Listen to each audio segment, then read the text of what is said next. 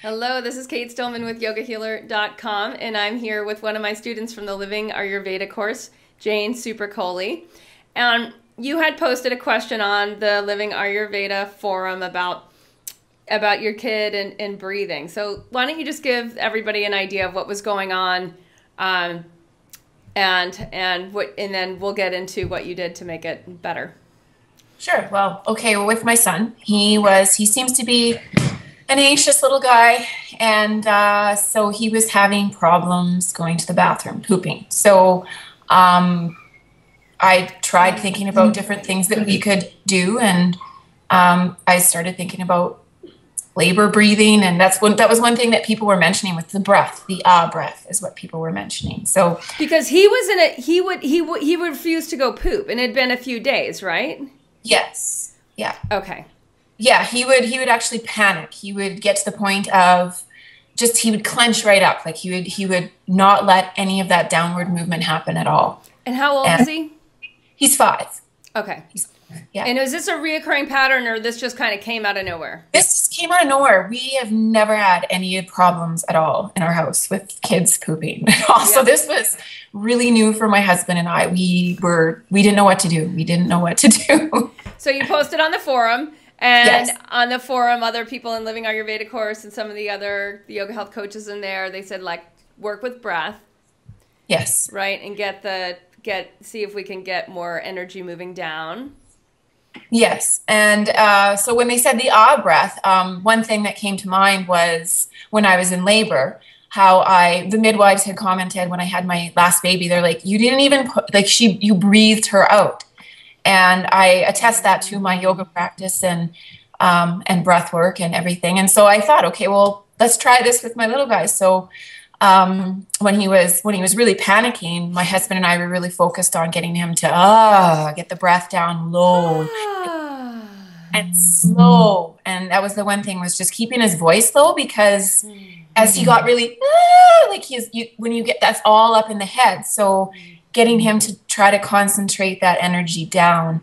And that's what the breath really helped with. And deep, like keeping it really just a deep voice. I mean, a 5-year-old doesn't have much of a deep voice, but just getting him to really think about that and not panic. So that's what we really did with him. And yeah. And so what happened?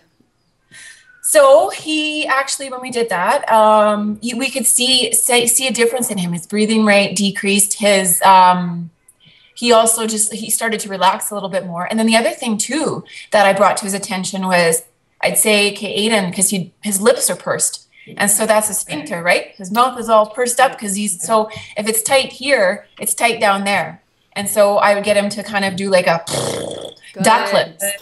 And yeah, and that's what I did in labor too. So, because it opens everything up. So with him, that seemed to kind of help. And afterwards, we did find out that he had an anal fissure. So the poor little guy, it was sore. But I think that this breath work definitely helped him get over the fear of that feeling, and just helped him go to the bathroom, which that's huge. Great. And then are you finding that you're continuing the breath work with him for the anxiety?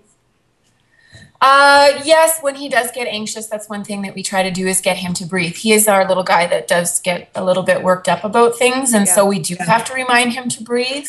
Yeah. And I'm the same way. I'm exactly the same way. So he comes by that very naturally. And so it's good. It's a good reminder for all of us to breathe through anything.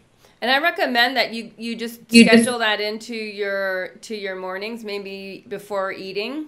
That in the morning that he, drinks water, scrapes his tongue, and then you guys do breathing for 2 minutes, 2 whole precious moments, so that his nervous system in the beginning of the day is oriented to his body.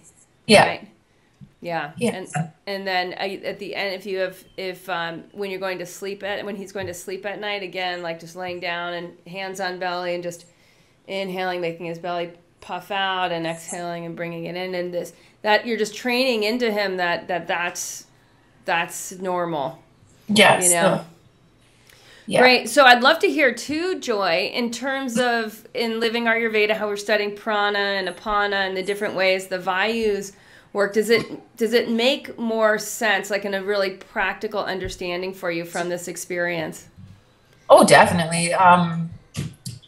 Just the Panavayu, like getting the breath down and helping things out so that they're not like, it's not an upward movement. And it's just apparent in that when he was going through that, you could see that it was all in his head. Like it was in his head, literally, like with the breath was in his head, the thoughts were in his head. That's what he was thinking of. He wasn't letting life happen. He wasn't letting that breath just let him go to the bathroom with everything. Yeah. And I'm also curious too, does it make more sense with like the Vata pacifying diet being so much more mushy and liquidy so that it has more of that gravitational as opposed to like, like dry, crunchy, like, yes. Right. Well, that's the thing too, is he is not a good eater, and I really try to get him to eat well. He's so picky. My other two kids are really good, but he tends to just want to eat a lot of carbs. And so this last 2 weeks, we've been focusing on just talking to him about, okay, what helps you poop? What are some foods that help you poop? And showing him the difference between the two. Well, this is going to make it hard. This is going to make it soft. And so he understands it. He's starting to understand it a little bit more. So hopefully that will help with his eating habits as well. So yeah.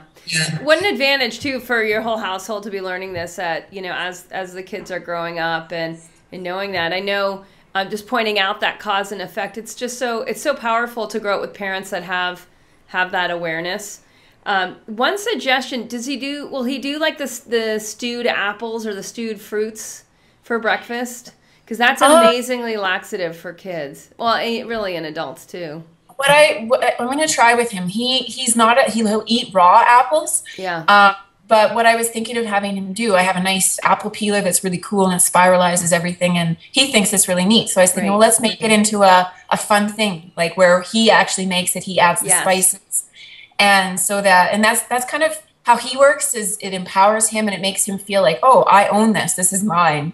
Yes. And so I think I might try that with him now that you mention it. That's great. And then, you can use, because Vata has a cooler Agni, a cooler digestive fire.